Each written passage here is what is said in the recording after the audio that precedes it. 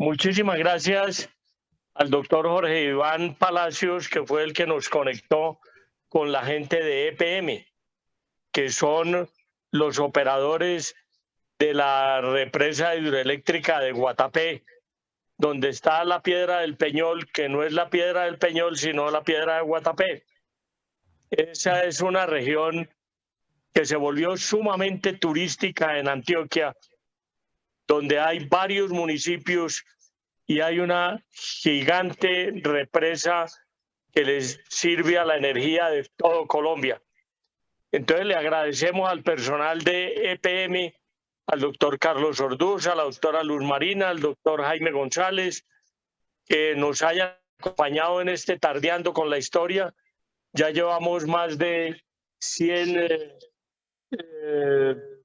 programas de estos Tardeando que comenzamos cuando la pandemia del año 2020. De manera que el doctor Carlos Orduz, que es una de esas personas que llevan muchísimos años en EPM, pero en ese tipo de empresas, tener unos 12 años de vinculación es casi que estar en periodo de prueba. Eso es, mejor dicho, el doctor Orduz acabó de entrar a EPM porque allá todo el mundo tiene muchísimos años de vinculación. Es una empresa no solamente un estandarte de los antioqueños, sino un ejemplo de cómo una empresa pública puede ser eficiente, bien manejada y servirle a la comunidad.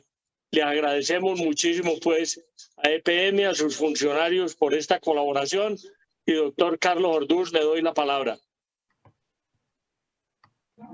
Bueno, muchas gracias, doctor Llano, al doctor Jorge Iván por la invitación, a todos ustedes. Creo que es un honor para nosotros poder compartir siempre desde EPM toda la disposición, nuestra mayor interés en poder conversar, en pasar estos ratos hablando de lo que hacemos, de lo que nos gusta hacer.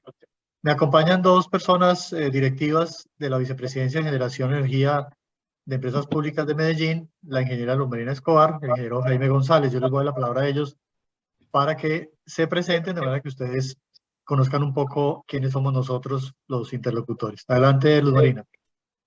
Bueno, buenas tardes para todos. Muchísimas gracias pues por la invitación. Es un placer estar aquí. No conocía de este evento, me parece súper interesante.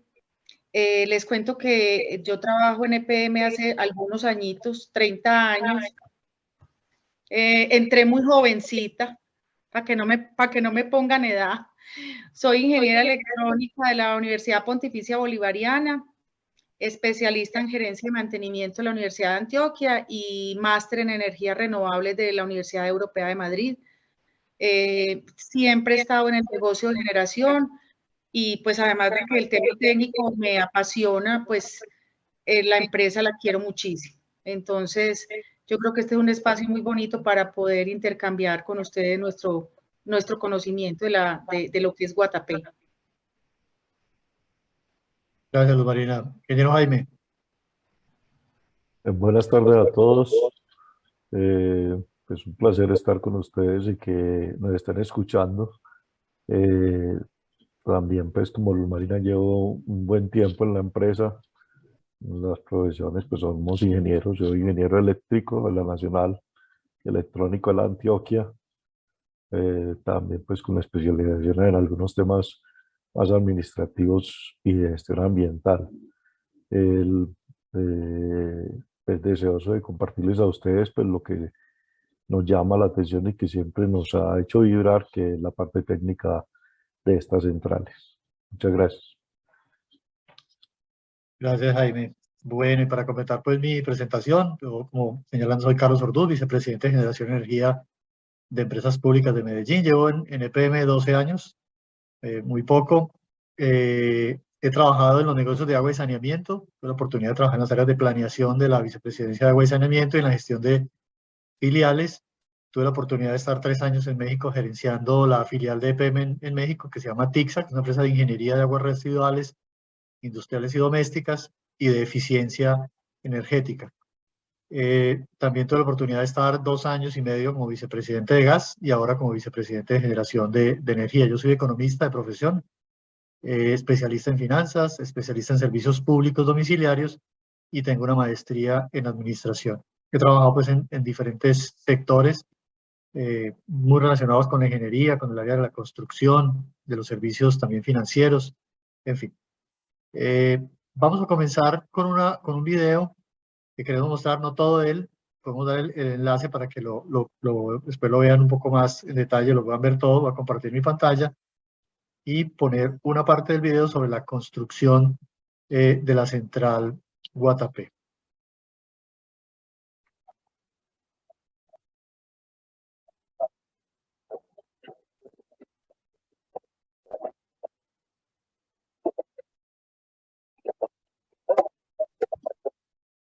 Ingeniero, discúlpeme, si quiere antes de compartir pantalla, dele compartir audio, porque creo que no se le está compartiendo el audio del video.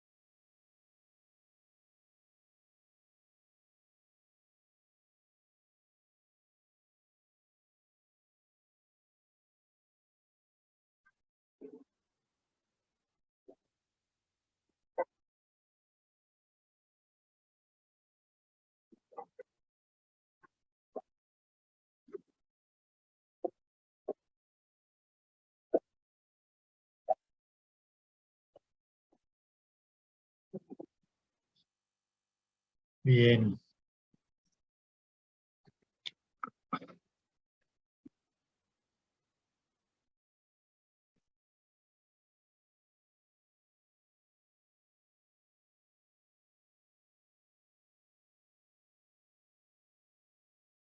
EPM tiene presencia en materia de generación en Colombia y en Panamá. En Panamá tenemos una central hidroeléctrica de 32 megavatios, que es HED. En Colombia nosotros tenemos en total 36 centrales hidroeléctricas, 3 centrales térmicas y un parque eólico que está en La Guajira, que tiene 18 megavatios. Adicionalmente tenemos 6 sistemas de autogeneración solar. En total, además, pues nuestras filiales Check, ESA en Santander, Check en Manizales, ESA y en Santander, tienen sistemas de generación hidráulica de energía y también térmica. para un total de 3.481 megavatios. A final de este año, como saben, comenzarán a entrar las unidades de Ituango. Cuando Ituango esté totalmente en operación en un poco más de 3 años, tendremos en total una capacidad de generación de 5.881 megavatios.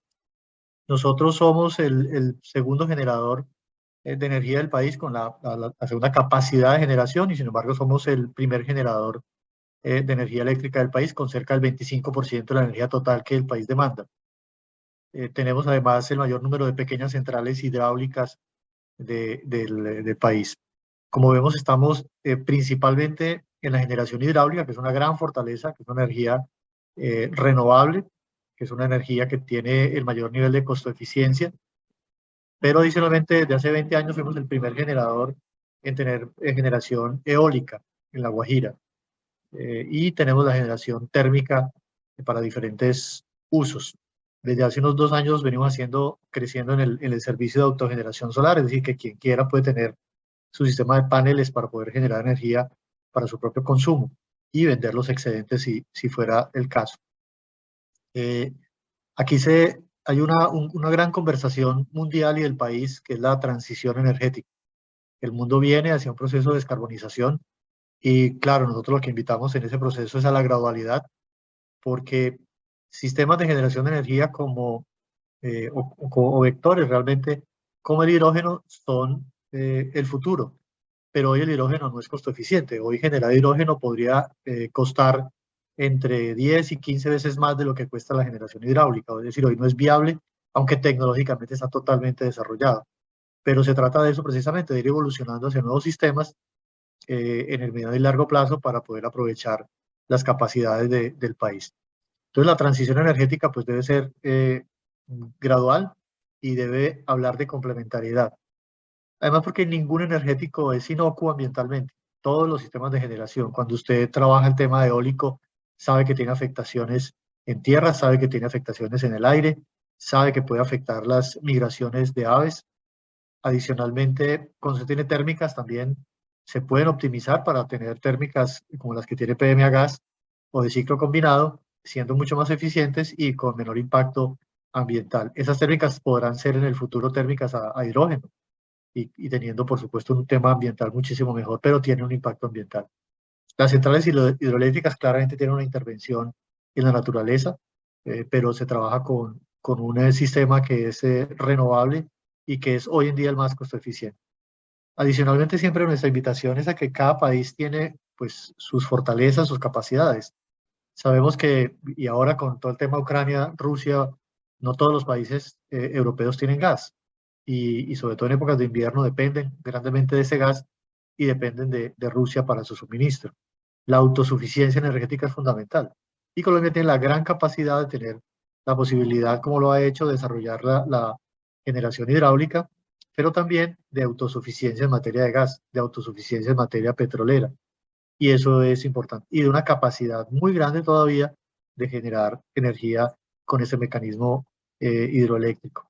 De manera que siempre nuestra invitación es a que se analice técnica, social y económicamente y ambientalmente las mejores formas de generar energía, porque cada vez demandamos mucho más energía nosotros como personas.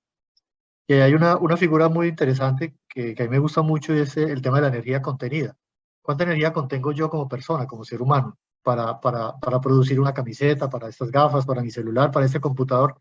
Cada día nosotros contenemos mucho más energía, demandamos mucho más energía eléctrica. Y eso significa pues un gran esfuerzo para optimizar, para generar, y como decía, para que cada país tenga su política pública que le permita un modelo gradual de descarbonización, complementariedad y por supuesto cada vez con un mejor sistema de costos también para los consumidores, que por supuesto hoy, como saben, es un tema que está sobre la mesa del precio de la energía eléctrica.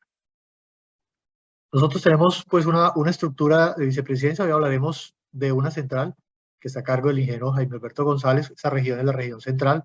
Esta región tiene 3 centrales de generación de energía, Guatapé, que trabajaremos hoy, Playas, que está muy cerca de Guatapé, y adicionalmente La Tasajera, que está al norte de la ciudad de Medellín, que es otra central hidroeléctrica que tienen todas pues una capacidad importante de generación y de aporte. al sistema. Hablaremos en una futura reunión del tema Cauca, es decir, el tema Ituango. Nosotros entraremos en unas semanas en operación la primera y la segunda unidad de Ituango, y aquí está pues también esta central que va a ser la central más grande de generación hidráulica del país. Bien, yo le quiero dar aquí ya la palabra al ingeniero Jaime González para que nos cuente un poco la característica técnica de Guatapé, cómo funciona, cómo opera esta central. Hablaremos posteriormente un poco de lo social y ambiental, qué hacemos nosotros en lo social y ambiental. Porque es que una central no es solamente una serie de equipos, de máquinas y de personas expertas en generar energía, es también un contexto local, regional. Lo que sucede alrededor de una central también nos ocupa, es decir, la central se viabiliza cuando se viabilizan los territorios, cuando se viabiliza el uso del agua, cuando se protegen las cuencas hídricas, cuando se protege el entorno en el cual está la central. Y hablaremos un poco de las transferencias que el sector de generación de energía le entrega a estas regiones para operación y para otro tipo de actividades sociales y también ambientales que cada municipio, cada alcalde o que cada autoridad ambiental tiene la potestad y la obligación de realizar, por supuesto. Adelante, Jaime. Me vas diciendo, yo paso aquí la presentación. Sí, bueno, el tipo de energía, como acabo de mencionar, Carlos, es hidráulica. Es una planta que contiene 8 generadores, 8 unidades generadoras. Pues una unidad generadora es el compendio de la turbina, el generador y el transformador, digámoslo así, todos sus elementos adyacentes. Por la diferencia de altura que se aprovecha, que es el río Nare, el altiplanicie pues, de Río Negro, respecto al río Guatapé, que es de 830 metros más o menos, se usa tecnología de turbina tipo Pelton, que es la que tiene las cucharas que a veces ustedes han visto por ahí en presentaciones. Esta central pues tiene una capacidad instantánea de 560 megavatios con esas 8 turbinas y sería para producir una energía mínima al año de 2.700 gigavatios hora. El río afluente que genera el embalse del río Nare, en algunas personas pues cuando van al oriente de Antioquia encuentran el río Negro, es el mismo río Nare que ya más adelante empieza a llamarse Nare, inclusive cuando ya lo descargamos bien sea por el vertedero hacia el lado de Alejandría. Los municipios son que forman pues el embalse, está el Peñol, Guatapé, San Rafael, Alejandría, no sé si en la colita esté San Vicente. Y la capacidad del embalse, un embalse, como decía el doctor ahorita, es de mayor capacidad del país, por eso es muy importante las épocas de sequía cuando nos aparecen las etapas de niño. 1.200 millones de metros cúbicos, del cual es útil porque no todo se puede usar por el nivel pues, de la torre, se utiliza el 1.003. Gracias, Carlos. Pasa, por favor. El río Nari, pues ha sido utilizado y se concibió pues desde épocas pasadas para formar una cadena, que es prácticamente lo que se ha ido o se fue desarrollando en el país a través de este río Nare y sus afluentes como el río Guatapé y San Carlos y otros más pequeños pues como se ve en la parte inferior. La primera central que aprovecha este embalse es la central de Guatapé. Luego el mismo río Nare es embalsado en San Lorenzo y se trabaja la central de Jaguas que pertenece a Isagen. Esa agua, una vez turbinada la de Guatapé y la de Jaguas, van al embalse de Playas. Ese embalse de Playas alimenta la central de Playas que descarga nuevamente el río Guatapé y más adelantico se encuentra el embalse de Punchiná, que es el que alimenta la central de San Carlos. Entonces, como pueden ver, además pues, de la pequeña central de Calderas al lado de San Carlos, toda esta cadena es una de las cadenas más importantes de todo el país por la capacidad y por el embalse que la surte básicamente, que es este embalse de Guatapé Peñol, porque como ustedes ven, van en cadena. Esta central pues está conformada por 2 etapas. La primera etapa entró en 1971. Cada una está compuesta de una parte de almacenamiento que es el embalse mismo, una torre de captación por donde se toman esas aguas, un vertical y un túnel de conducción hasta un punto que se llama la cámara de válvulas. Allí se acopla unas tuberías que van por un túnel subterráneo hasta la casa de máquinas donde se encuentran ubicadas las unidades de transformación y conversión, que son prácticamente generadores y transformadores. Esa casa de máquinas tiene un ingreso vehicular y además pues una descarga que iría nuevamente al río Guatapega a través de un túnel de 4.6 kilómetros. Yo diría que hasta ahí. Como les comenté, este embalse de regulación anual, uno de los principales, Guavio, Chivor y algunos que son de muy buena eficiencia, como Río Grande de pronto y Miraflores, donde los embalses que el país mira desde la hidroelectricidad. Les comentamos ya anteriormente cuáles son los municipios y la energía almacenada de este embalse normalmente está en 4.385 gigavatios hora. Dale, Carlos. Pues la primera etapa, como les decía, pues se considera que arrancó con una torre de captación de una altura pues, de la presa de 30 metros de altura. En la margen izquierda del río hubo que hacer un refuerzo pues, en esa etapa para encerrar pues, digamos, ese bache en el cual pues, se iba a generar la presa. En la etapa 2 se elevó el nivel hasta 51 metros de altura para una corona de 900 metros y hubo que utilizar pues 3 millones aproximadamente de metros cúbicos de limos y roca descompuesta para formar la presa. Estas presas pues tienen normalmente un sistema de protección, que es el vertedero, en caso de que se vengan avenidas torrenciales. El vertedero es diseñado para que pueda soportar esa avenida torrencial de los últimos 10.000 años, y es la protección grande de este tipo de presas que es como dijimos, el limo en tierra. Pues. Dale, Carlos. Bueno, tiene para captar dos torres, una de 50, una primera torre que fue la primera etapa, que tiene 58 metros de altura y es metros de diámetro y cuenta con 8 entradas laterales, que es lo que se ve en la parte inferior, por donde ingresa el agua a un vertical y luego que es conducida por un túnel.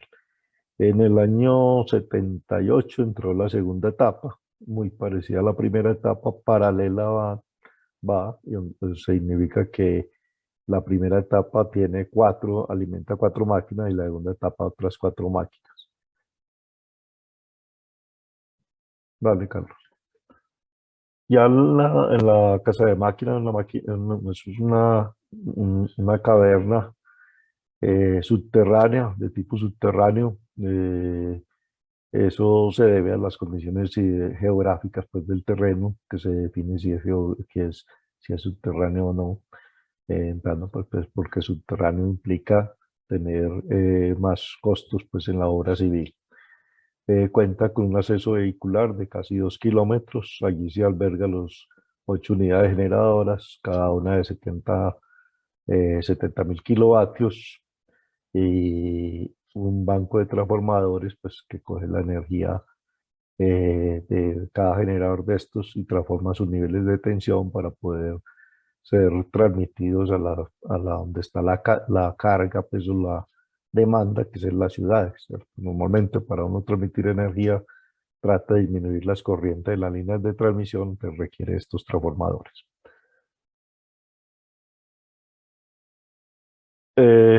La central saca pues su energía con unos cables secos y allí a un pórtico, en ese pórtico se llevan en cables ACCR hacia la subestación. Hay una subestación que hace la interconexión con el sistema eléctrico nacional. Esa es la subestación de Guatapé. Normalmente esta subestación en Colombia la mayoría son a 230 kilovoltios nos perdonan la W, es 230 kilovoltios. Es el nivel de voltaje de la subestación con 13 campos. Ahí se conectan pues los 4 bancos transformadores que saca la energía de la central, más unas líneas que son algunas de Intercolombia y otras son de nosotros. En el caso de Intercolombia tenemos 3 y 5 líneas de empresas públicas que hacen conexión directamente con las subestaciones al interior de Antioquia, en el caso de empresas públicas, y con alguna parte de Antioquia, otra parte hacia a San Carlos o otras pues, subestaciones que permitirán la interconexión con todo el país. Les recuerdo pues que un sistema eléctrico básicamente se parece como si fuera un acueducto donde hay unas plantas potabilizadoras y un sistema de tubos que van distribuyendo esa agua potable. Así corresponde a las líneas. Y aquí las plantas pues serían las generadoras para el consumo de energía eléctrica. Dale, Carlos. Bueno, esto es parte de las obras de inversión que hemos estado desarrollando últimamente en la central. Pues una central requiere mantenimiento, es una cosa importante que el que consume energía eléctrica pues debe saber que parte de lo que pagamos cuando marcamos la tarifa tiene que ver con que mantengamos esa infraestructura, ¿cierto? Pues como ustedes ven, la primera etapa arrancó en los años 70, ya tiene casi 50 años de operación. Obviamente se van desgastando las diferentes partes y hay que entrar a gastarles para recuperar nuevamente las condiciones y mantenerla de forma segura y posible pues de que entreguemos esa energía. Esta es una de las cosas que estamos haciendo con las tuberías de presión. Se le invirtieron 12.000 millones, estamos hablando del año pasado, pues no vamos a hablar de inversiones muy atrás, sino actuales, pues. Y la rehabilitación completa pues estará para el año 2025. En este momento vamos en el 25%. Otra de las inversiones grandes, nosotros en empresas públicas la llamamos modernización, es dos cosas que hacemos. Una de ellas tiene que ver con la obsolescencia, la terminación de vida útil de alguna parte tecnológica, sobre todo lo que es control o equipos como los sistemas antiincendio que van perdiendo sus condiciones. Entonces hay que reponerlos. Acuerden que hoy por hoy la mayoría de los sistemas de control son electrónicos. La electrónica pues se va degradando con el tiempo, o nacen nuevas tecnologías que permiten un avance pues, y ponen más confiable este tipo de servicios para este tipo de procesos. Esto incluye el control, las protecciones del sistema SCADA, los reguladores y la instrumentación. De pronto ustedes pues, no me comprenden mucho de lo que les acabo de decir, pero básicamente el control de una central de generación. Estamos invirtiendo 150.000 millones de pesos en esta actualización. Esperamos que termine en el 2024. Llevamos en el avance de 2.588 millones de pesos. Ya se han ejecutado fases anteriormente.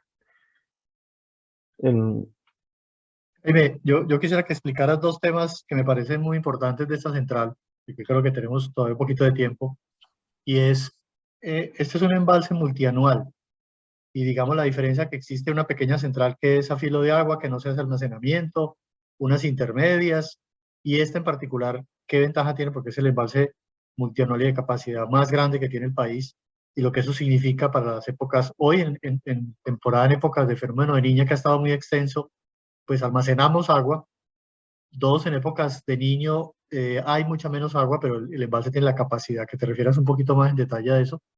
Y segundo, pues que este proceso de generación de energía también tiene mucho que ver con el tamaño de la central, pero con el proceso de la calidad del agua. Hoy un problema grave que vivimos en todo el mundo y en el país es de la mala calidad del agua. Todos estos influentes, todos estos ríos traen descargas de aguas residuales de muchísimos municipios. y cómo impacta un sistema de generación de energía hidráulica la calidad del agua, por favor, Jaime. Gracias.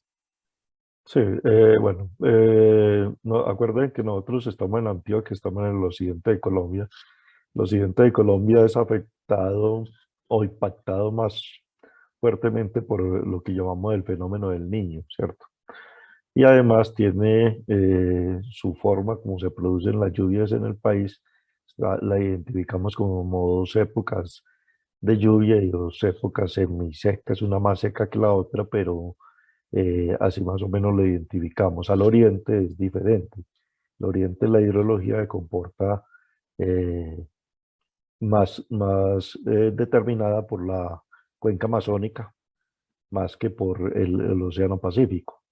Entonces, eso hace que cuando se presenta el Niño en Colombia, toda la zona occidental, pues y otras zonas pues también van a tener algo de impacto, pero en esta parte hidrológica se nos bajan todas las fuentes, los caudales de los ríos se disminuyen de forma considerable. Entonces todas las centrales que sean filo de agua pues no van a tener suficiente capacidad para producir.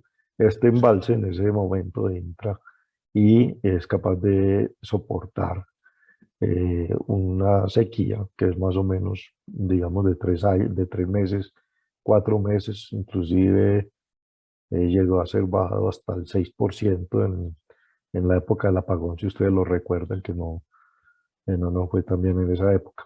Pero este embalse multianual, Chivor y Guavio, diría uno que son los grandes embalses que le ayudan al país a sostener en esas épocas secas la producción de energía completa, obviamente con la complementariedad de otros sistemas de producción, como las térmicas, pues en su momento. El agua llega en esas épocas secas todavía a proveer cerca del 50% de la producción de energía del país. O sea, se produce por ahí 50% hidroeléctrica. Esa es la gran ventaja de este embalse. Y también por el rendimiento pues, de estas máquinas que solo consumen 10 metros cúbicos por segundo para generar esos 560 megavatios, entonces lo hacen rendir. Y además pues esa agua es alimentada a embalses como Playas y San Carlos que pues vuelven y producen otra energía que por eso se vuelve crítico en épocas de sequía, pues la disponibilidad del agua del embalse. Y en lo que mencionaba Carlos de la calidad del agua, los embalses, pues a medida que esa calidad del agua se va eh, contaminando, digámosle así, porque los residuos se convierten en contaminación, aunque si uno los describiera desde el punto de vista físico-químico, pues son elementos necesarios pues, para algunos procesos de ese estilo. Nos generan unos gases, por ejemplo, el metano y a veces también el ácido sulfídrico. El metano, pues todos los gases tienen unos niveles mínimos o máximos de partes por millón disueltos. Cuando hay muchos nutrientes de ese estilo, esas partes por millón pasan a nivel rojo y nos afectan a veces en la producción de energía porque no podemos exponer la gente al peligro que puede tener tanto el ácido sulfídrico como el metano. Peor el ácido sulfídrico porque también impacta los equipos, no solo las personas, sino también los equipos. Y van generando pues problemas en el control de estos equipos. O sea que muy importante pues es que las comunidades sean conscientes, todos pues como sociedad, del impacto que hacemos en el agua cuando hacemos esos vertimientos y tratar de meternos en los planes que tienen las CARES para controlar ese tipo de vertimiento de los embalses. Y señalar y complementar que pues la calidad del agua pues viene con todos esos vertimientos de diferentes municipios que descargan en todos los ríos, muchos de ellos sin tratamiento, o afortunadamente muchos municipios o algunos municipios del país han implementado sistemas, plantas de tratamiento de aguas residuales, como el caso del Valle de Aburrá, y permiten que el agua que se vierte a los ríos esté de mejor calidad. Cuando no, cuando pasa esto de la descarga de aguas residuales, pues hay un fenómeno de dilución en las aguas, pero también cuando llega a la represa y cuando va a entrar a la central se hace un proceso de retención de esos, de todo, digamos, sobre todo la parte más gruesa que llega a la central. Eso es lo que en agua llamamos el tratamiento primario. Pues, las centrales sirven además para un esquema de tratamiento. Y fuera de eso, cuando el agua se descarga posteriormente, después de ser turbinada, el agua logra oxigenarse y mejorar su calidad. Es decir, el agua que entrega una unidad generadora de energía hidroeléctrica es un agua de mayor calidad que la que recibe. Y adicionalmente existe un término que es el caudal ambiental, que lo que permite es garantizar que siempre el río tenga un caudal, es decir, la central hidráulica no retiene todo el agua en ningún caso y siempre hay necesidad de descargar para garantizar los mínimos de agua en el río. Eso es un elemento técnico y obligatorio regulatorio también muy importante. Sí, precisamente con la gestión y el cumplimiento legal y ambiental, la gestión ambiental y social y que parte del cumplimiento de la parte legal que tiene los planes de manejo ambiental en este caso de Guatapé, de esta central, pues tenemos todos estos programas que ustedes pueden ver ahí. Cuando nosotros informamos los ICA son el cumplimiento a lo que nos demanda la ley a través del ALNA. Cada año tenemos que inscribir allá cómo son los resultados obtenidos en el seguimiento de cada uno de los factores pues, que estamos cuidando, de manera que tanto el embalse, por ejemplo, la calidad del agua, que es uno de los que se entrega pues, allá, como los reportes de residuos que nosotros mismos producimos al hacer la explotación, estén dentro de los niveles adecuados. Eh, También tenemos proyectos con las comunidades. Hacemos capacitaciones con las comunidades y eh, eh, se implementan programas en colaboración pues, con las CAR, que en este caso es CORNARE, para sanear, como decía Carlos, los vertimientos bien sea de los pueblos o de las mismas viviendas campesinas, para que en lo posible el agua sea lo más limpia posible al ser descargada nuevamente a estos embalses. Nada.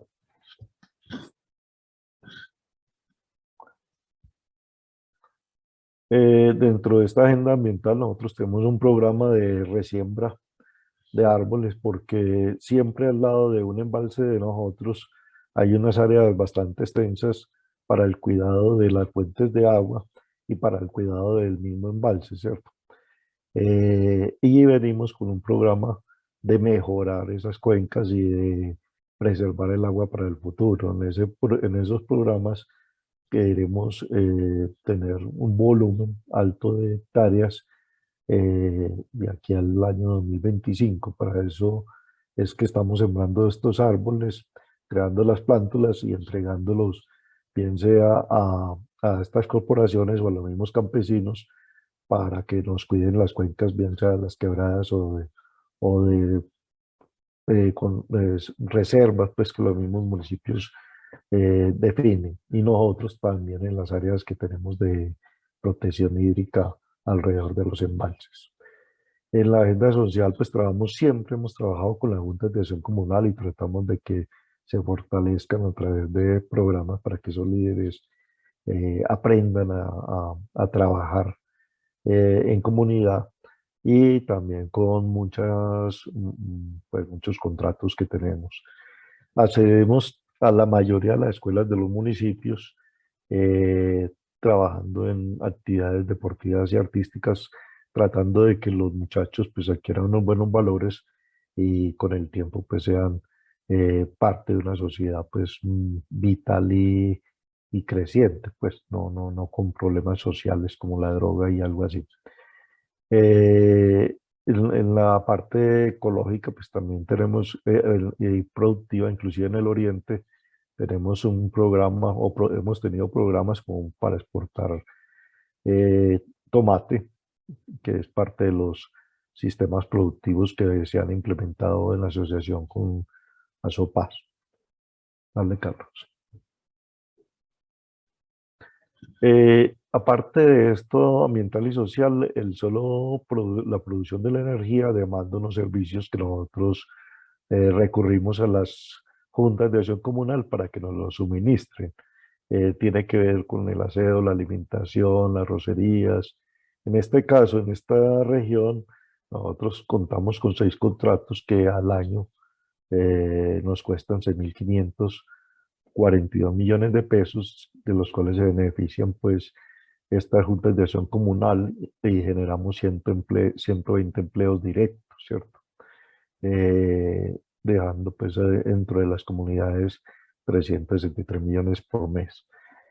Y también pues ahí existe la ley 99 que obliga a todos los generadores que tienen plantas mayores el transferir el 6% del costo de la energía bruta a las corporaciones y a los municipios que hacen parte del área de influencia de la cuenca.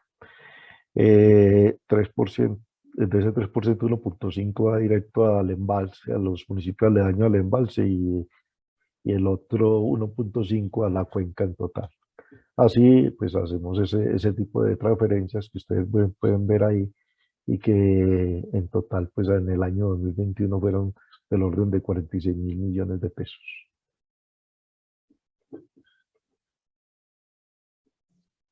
Estas transferencias son muy importantes porque eso ayuda de manera directa, ¿no? Además de, pues está todo el tema de impuestos consolidados, de renta y todos los impuestos que se pagan, 4 por 1000, todo lo normal que paga cualquier compañía, pero este es una adición que se transfiere directamente a los municipios y directamente a las autoridades ambientales de competencia para las actividades y para complementar el presupuesto de todos estos municipios de manera directa. No van al gobierno nacional central, como pasa con muchos impuestos nacionales, sino que esos son específicos regionales para el uso para contribuir a la suma del presupuesto de cada uno de los municipios y las autoridades ambientales. Como decía Jaime, el año pasado fueron 46.600 millones de pesos. Sí, el municipio de Guatapé, en este caso que está asociado a esta central, por el nivel de personas es uno de los que tiene un ingreso por capital más alto de la misma región y de la misma Antioquia. Y básicamente influye algo este tema de transferencias.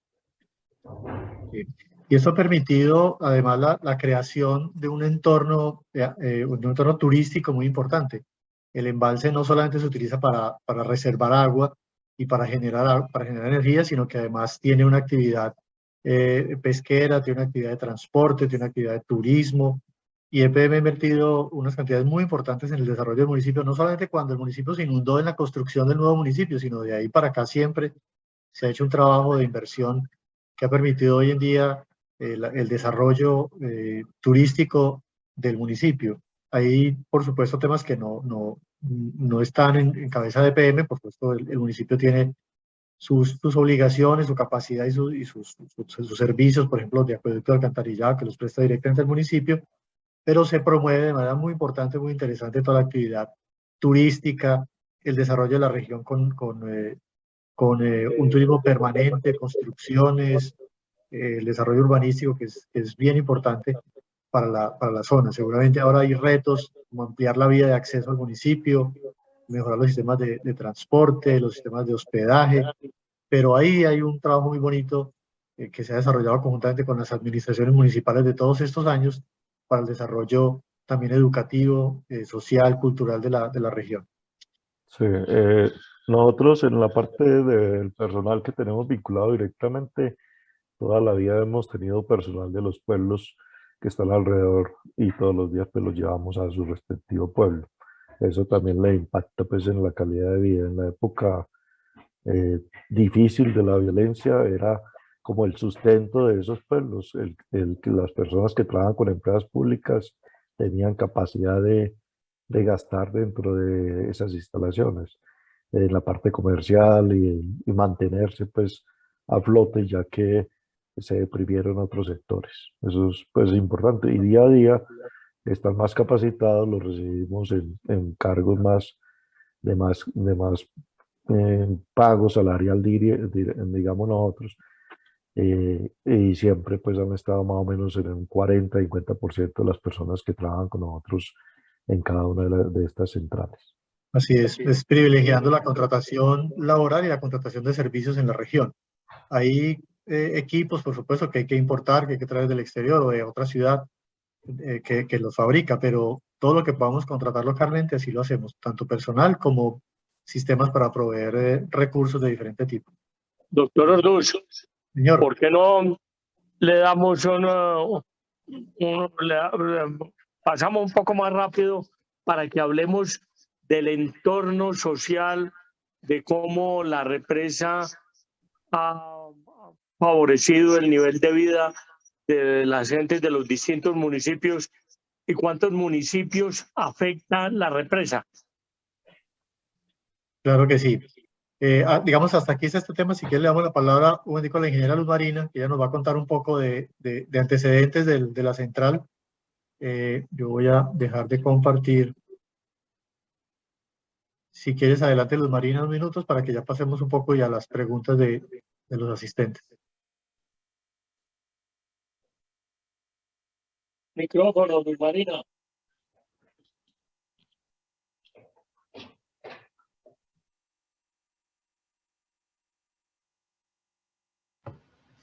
Parece que no tengo privilegios para compartir.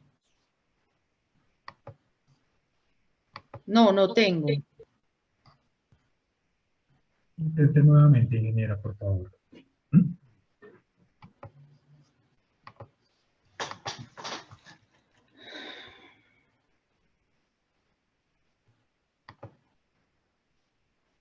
Nada. ¿O me lo manda, Luzma? Sí.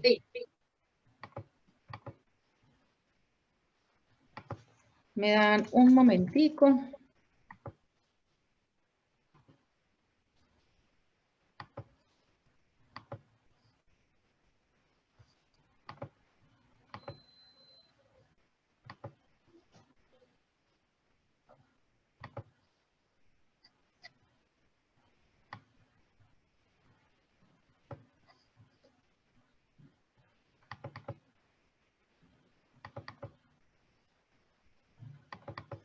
Esta, Carlos, por favor, la pones, pero no desde el principio, desde la historia de la electricidad, sino desde donde están las ventanitas, desde donde está la información de las centrales, para que hagamos un poquito de historia y ya entramos, doctor Llano, en esas inquietudes que tiene. O sea, en la diapositiva donde aparece el listado por años de la entrada de las centrales de generación NPM.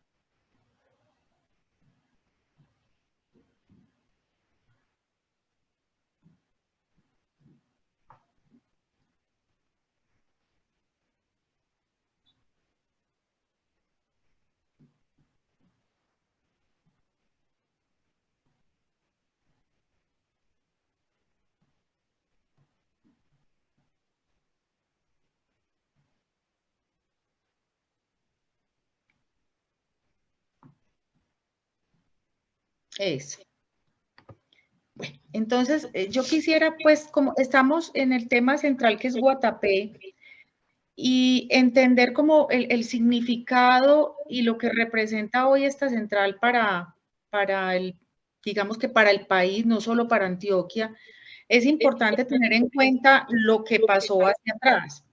Entonces, digamos que en el país en general empezó como a incorporarse la electricidad con el tema del alumbrado público, era una de las cosas más importantes. Entonces, por allá más o menos en 1895 se crea la Compañía Antioqueña de Instalaciones Eléctricas y se empieza a ver que era necesario, o digamos que ahí hubo una cantidad de visionarios, porque los podemos llamar así, efectivamente, donde decían y evidenciaban que había un valor importante en el tema hidroeléctrico. Entonces empezamos con ese trabajo y empieza la primera, o sea, esa empresa que se constituyó como Compañía Antioqueña de Instalaciones Eléctricas, adquirió 4 generadores de corriente continua de 25 kilovatios, era relativamente muy pequeño, y lo que pretendían era básicamente atender el alumbrado.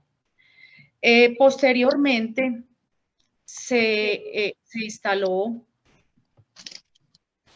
a partir de un intenso verano que hubo, se instaló una pequeña planta térmica en la placita de Flores. Esa planta se alimentaba con el carbón de Amagá. Y luego en 1920, digamos que se oficializa de alguna manera la municipalización de los servicios públicos y se empiezan a conformar las empresas municipales. Entonces, en 1921 se inaugura la Central Hidroeléctrica de Piedras Blancas, que hoy en día está como museo, no está funcionando, pero la verdad es que es una planta hermosísima. Allí se instalaron 2 unidades Kelton de 500 kilovatios.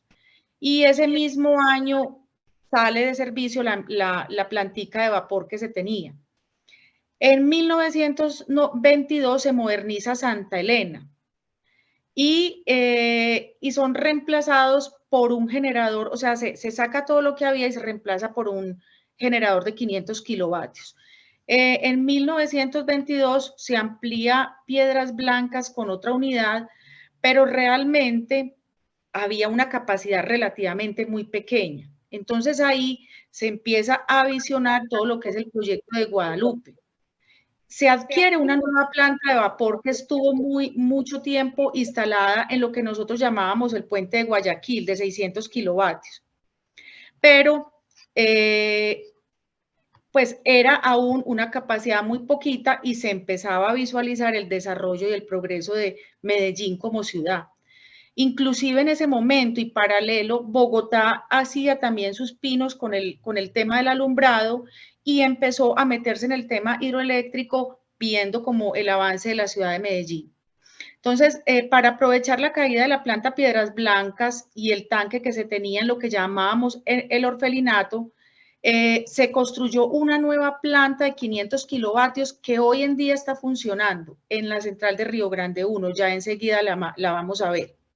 Y se amplió la planta de vapor de Guayaquil, alcanzándose una capacidad instalada para la época de 4.100 kilovatios. Fíjense que nada que ver con lo que está instalado actualmente. O sea, nosotros podemos tener una capacidad instalada de muchísimo más que ese valor que tenemos ahí.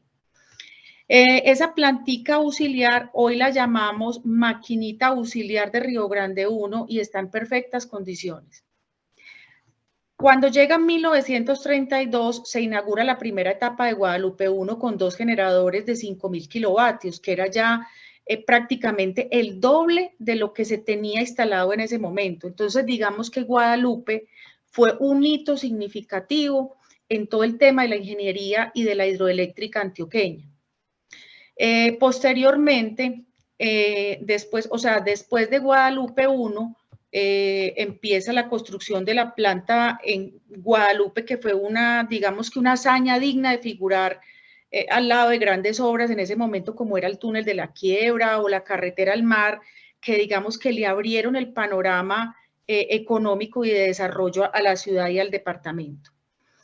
Después de que se configuró años después, ya la empresa como una entidad y una prestadora de servicios públicos, vinieron una serie de desarrollos.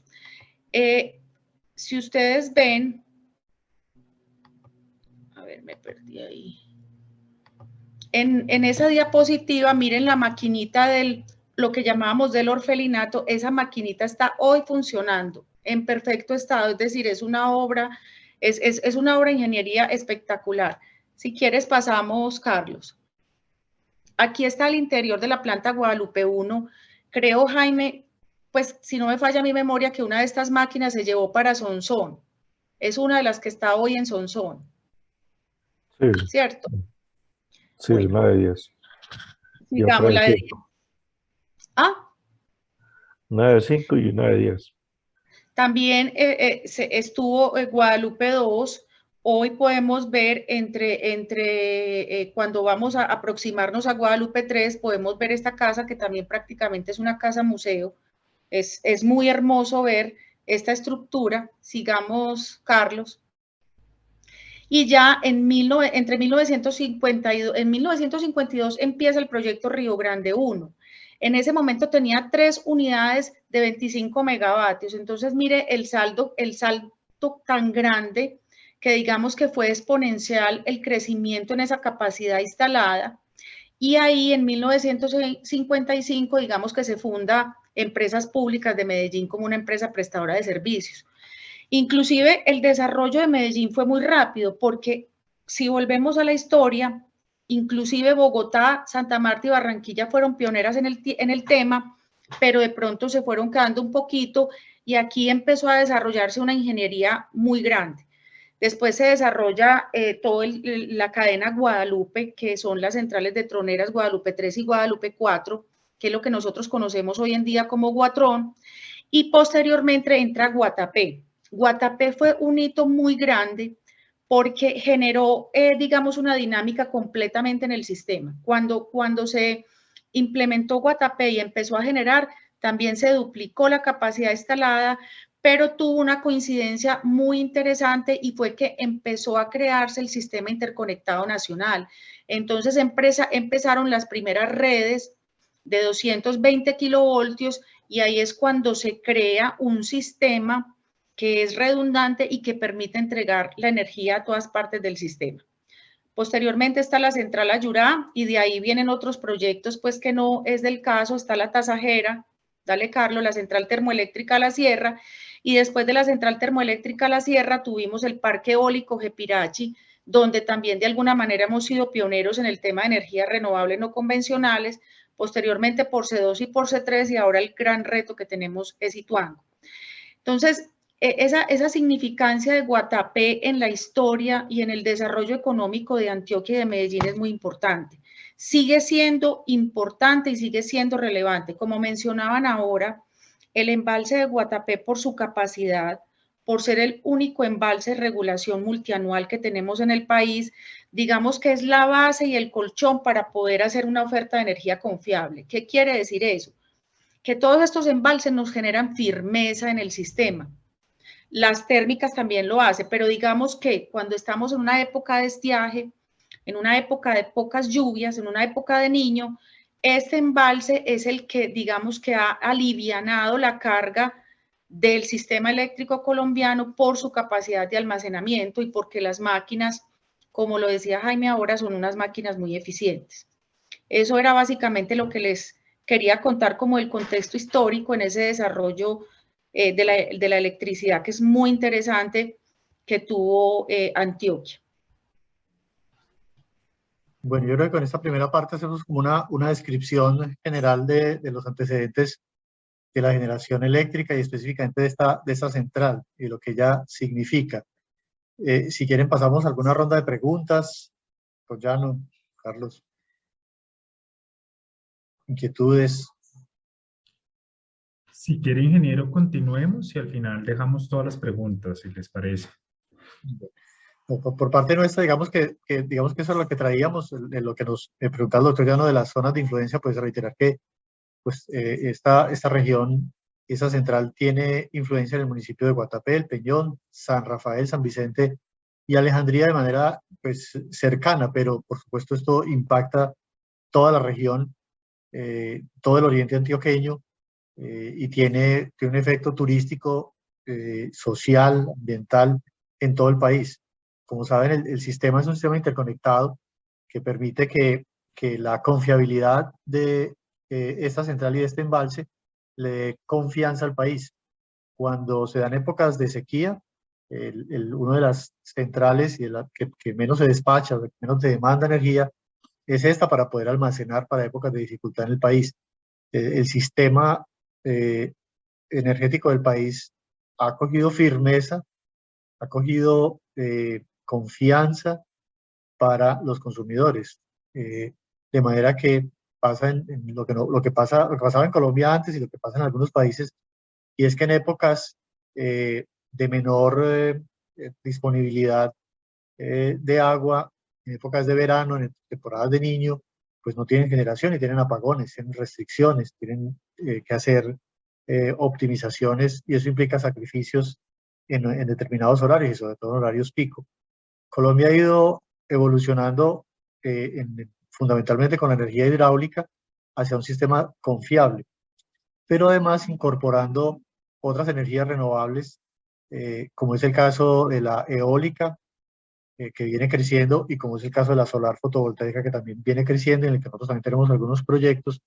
Se fortalece mucho, mucho más el sistema de generación y la confiabilidad del sistema. Entonces se da un sistema redundante, interconectado y con la capacidad de aportarle al país suficiente energía para la demanda que tiene hoy y la proyección para los próximos años. Por eso también es importante que la inversión en la infraestructura del sector energético no pare, porque el país vamos hacia una electrificación cada vez mayor, hacia una descarbonización cada vez mayor, y eso implica mucho más demanda de energía eléctrica. Entonces el país tiene que tener la capacidad de seguir produciendo y ir creciendo. Y en materia de energía eléctrica, los proyectos no se construyen muy rápido, requieren mucho tiempo. En el mejor de los casos, la solar fotovoltaica o la eólica pueden requerir proyectos para poderse desarrollar desde su momento cero, en la iniciativa del proyecto, hasta 3 o 4 años. En materia hidráulica pueden ser 6, 7, 10 años o más para poder tener una infraestructura desarrollada. De manera que la planeación de la infraestructura eléctrica de largo plazo es fundamental. No es solamente un tema de ir produciendo poco a poco, sino de ir proyectando en el largo plazo la demanda que necesita el país. Y eso es lo que hace la UME, la Unidad de Planeación Minero-Energética, de proyectar las necesidades del país y irse desarrollando. Y también la ampliación de los servicios industriales, la mayor demanda individual, que es parte de lo que sucede hoy en día, es que nosotros demandamos cada vez más energía. Mientras que nosotros somos cada vez más eficientes en el uso del agua y demandamos menos metros cúbicos de agua, cada vez la demanda de energía eléctrica es mayor. Y eso, por supuesto, se ve reflejado en esa demanda, se ve reflejado en el valor que cada quien debe pagar por el servicio eléctrico. La eficiencia energética ahí es muy importante, porque el control de pérdidas en todos los espacios de la cadena es fundamental para evitar que la energía generada se pierda y no tenga eso, pues un uso final, y por lo tanto pues que finalmente se tenga que pagar. Entonces, si quiere, ya pasamos a algunas preguntas por parte nuestra. Digamos, era lo básico que traíamos hoy sobre Guatapé.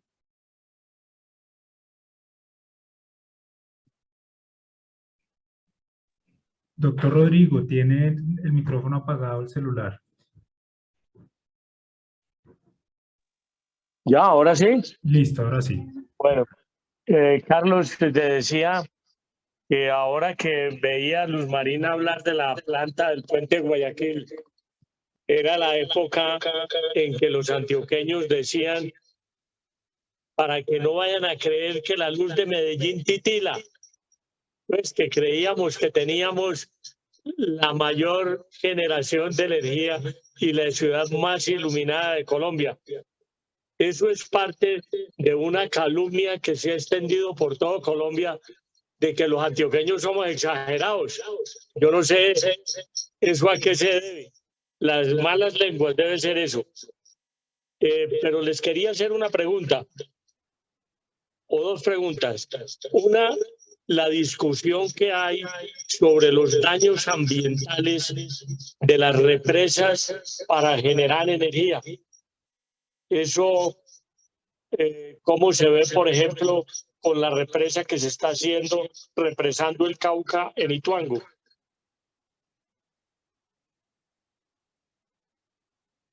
¿Qué opina, doctor Carlos?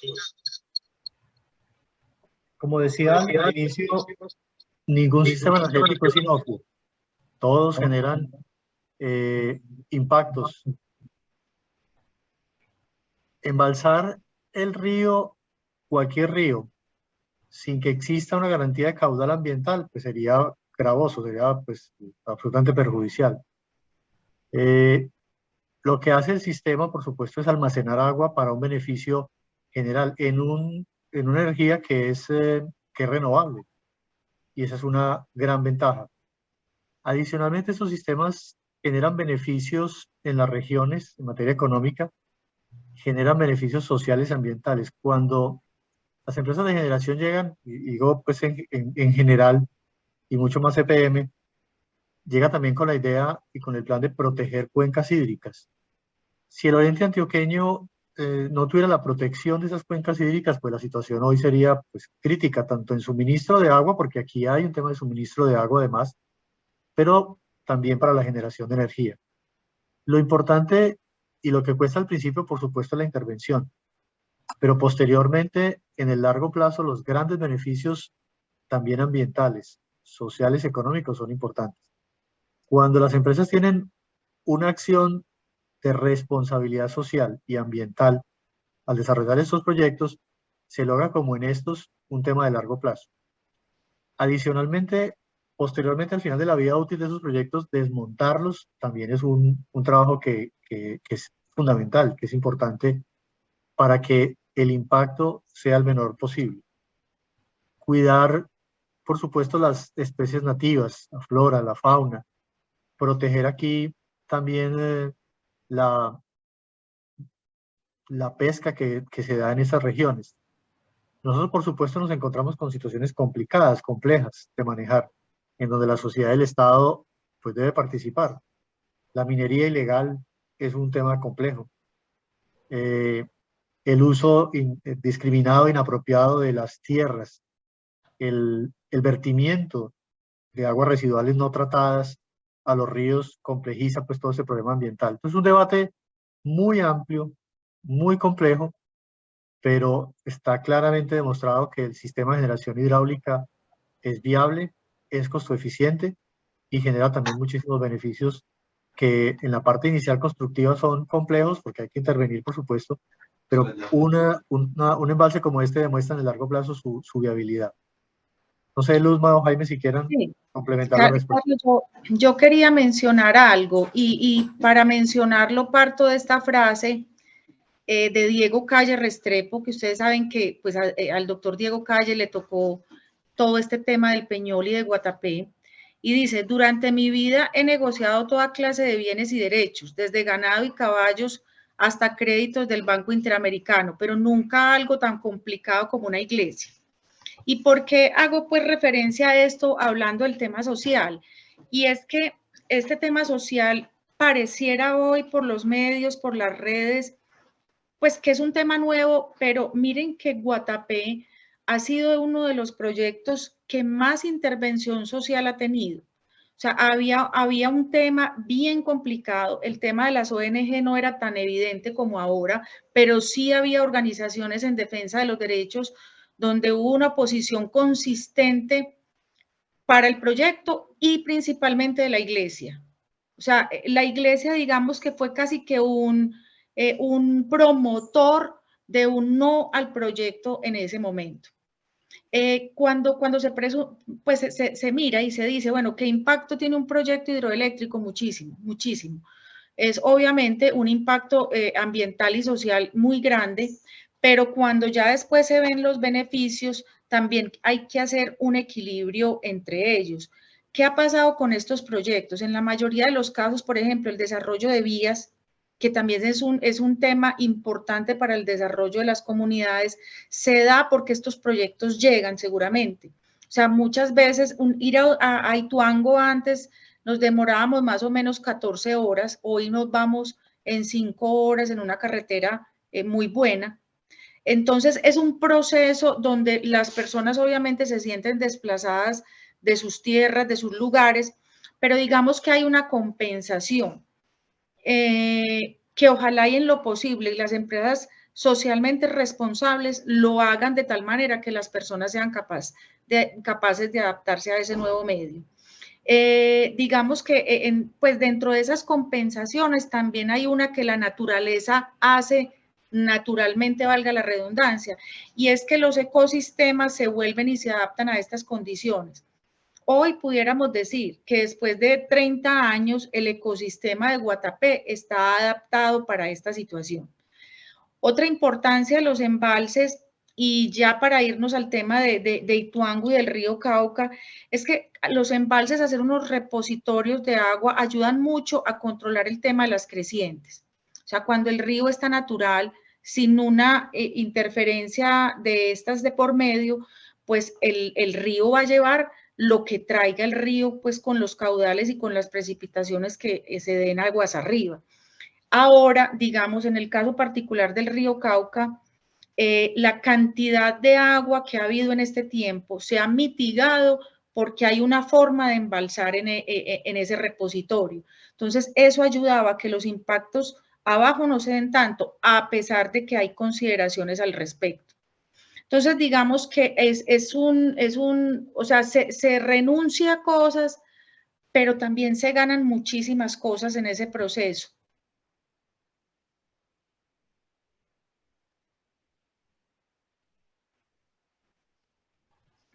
No le escuchamos, doctor Llano. Abre el micrófono, por favor.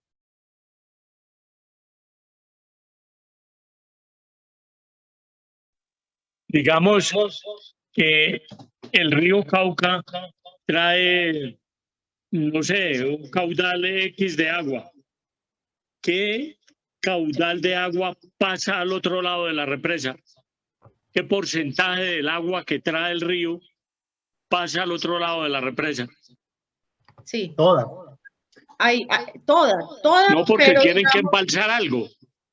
Sí, pero digamos que ese espacio de tiempo que queda en el embalse es dependiendo de la capacidad de regulación que tenga el embalse, es decir, la capacidad que tenga de embalsar. ¿Qué hacemos nosotros normalmente? Y ahora que entra Ituango, lo que se va a permitir es que siempre haya un flujo a través de la generación o a través del vertimiento para que el río siempre tenga agua. El río Cauca tiene diferentes caudales en los diferentes meses del año, pero digamos que un promedio más o menos son 1.350 metros cúbicos por segundo, que es una cantidad bastante significativa. Y por las compuertas nosotros podemos sacar desde 150 hasta lo que traiga el río, porque va a haber momentos en que a pesar de la generación, el agua se va a embalsar, pero va a seguir entrando más agua al embalse, entonces va a seguir saliendo por el vertedero. Les quiero hacer una pregunta. ¿Cómo ha elevado la represa el nivel de vida de Guatapé, El Peñol, Alejandría, San Vicente? Entiendo que hasta Santo Domingo está a orillas de la represa. ¿Cómo ha elevado el nivel de vida de las gentes de esos municipios?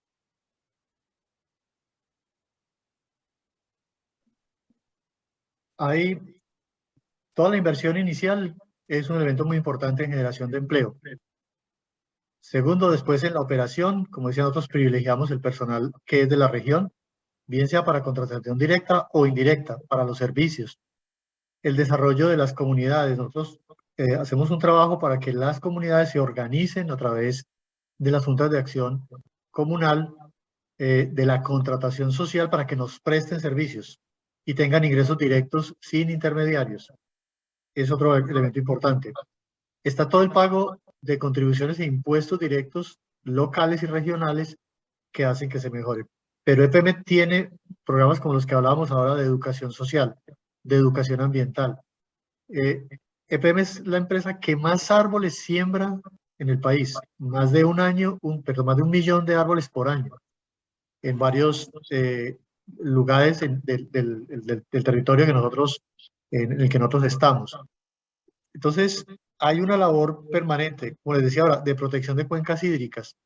Si estas cuencas no se protegen, sino que se van invadiendo, se van desarrollando de manera urbanística y con el gran desorden, por ejemplo, que hay en el oriente antioqueño, pues esto va a tener problemas muy delicados. Conservar y preservar estas áreas es fundamental. Sembrar, contratar, pagar los impuestos locales, pero hacer cosas más allá de eso en el servicio social y ambiental con las comunidades. Educar a las nuevas generaciones es fundamental. Yo creo que ahí está, digamos, para resumir los temas, doctor Llano, que benefician a las regiones.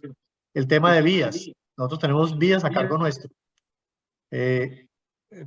Vimos lo que acaba de pasar con otra gran central en el país por un tema de vías. Y esa es una actividad que también hacemos permanentemente para mantener en buen estado las vías de acceso que no solamente utilizamos nosotros. La doctora Beatriz Cortázar nos está preguntando por otras represas que se puedan hacer en el resto del país. Realmente en Colombia no hay muchas. Está Calima, está Hidrosogamoso, está en la Guatapé, ahora Hidroituango, está el Guavio, pero hay más en proyección, más en desarrollo. Sí, hay más. Primero, desarrollar las cadenas. Miren que ahora lo explicaba Jaime muy bien, y es que esta cadena no es solamente una central, son varias centrales, inclusive no solamente de propiedad de EPM. Hay varias centrales que en una cadena se pueden aprovechar. En la cadena del Cauca también se pueden aprovechar. La cadena Guatrón, donde están Guadalupe y los Porces, también es una cadena donde se pueden adicionar, y hay varios proyectos que podrían hacerse. Claro, hoy está en debate en el país el desarrollo de nuevos proyectos hidroeléctricos y ese análisis profundo de la relación costo-beneficio, pero también está cuál es el reemplazo, es decir, a través de qué otros mecanismos de energías renovables no convencionales, como el tema de panelería solar. El país tiene una capacidad importante, tanto eólica como solar, y ahí estamos, como les decía desde el principio, también diversificando la canasta. Eso es necesario. Pero no podemos olvidar lo que sabemos hacer y el aprovechamiento de los recursos que tenemos. Doctor Orduz, el señor Guillermo Giraldo Arango, que nos acompaña, hace la siguiente pregunta. ¿Hay experiencias de desmonte de centrales hidroeléctricas en el mundo? ¿Y cuál ha sido el resultado de ese proceso?